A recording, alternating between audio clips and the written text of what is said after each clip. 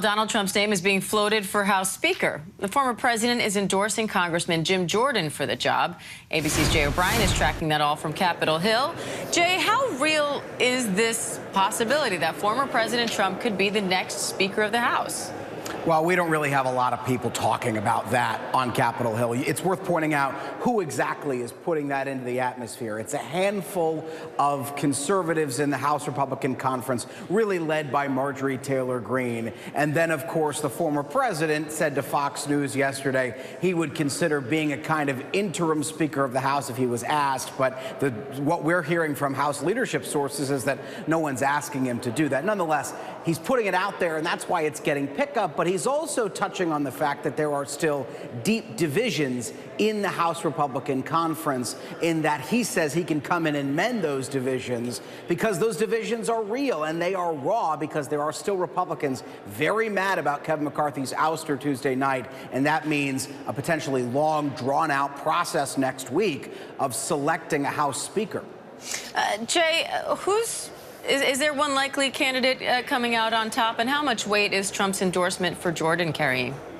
Yeah, so the two declared candidates right now are Jim Jordan and Steve Scalise, and then there's a third who's exploring a bid, Kevin Hurd, a congressman of Oklahoma. But Steve Scalise and Jim Jordan are really picking up the bulk of the endorsements, and Jim Jordan especially is getting a lot of endorsements from conservatives and those in the House Freedom Caucus, which is an ultra-conservative group within the House GOP conference. And he got that endorsement, as you said, last night from former President Trump to be the next speaker. And the question really is, how much does that help Jim Jordan, and how much does that hurt Jim Jordan? Because Jim Jordan was already a favorite of the hard right conservatives in the House Republican Conference. His real problem was with moderates. And so does that Trump endorsement turn some moderates off to Jim Jordan? That we don't know the answer to. But right now, if you're Jim Jordan or if you're Steve Scalise, the reality is you still don't have a clear path to the 218 votes you need to be the speaker. And we're getting somewhat into crunch time because Republicans have said they want to get this all settled by early next week. And Jay, we're hearing there may be a debate between the speaker candidates. What are you hearing on that front?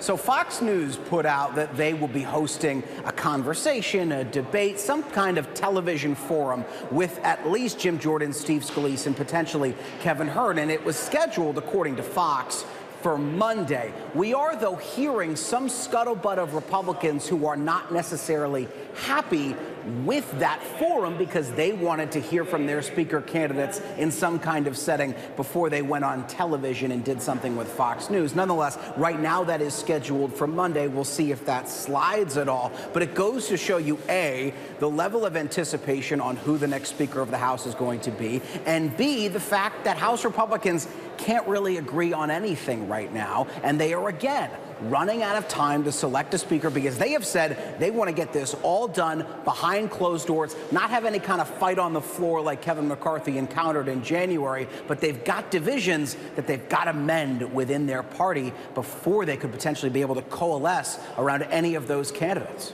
Jay, Republicans say they're hoping to get this done by next week. Can they do that?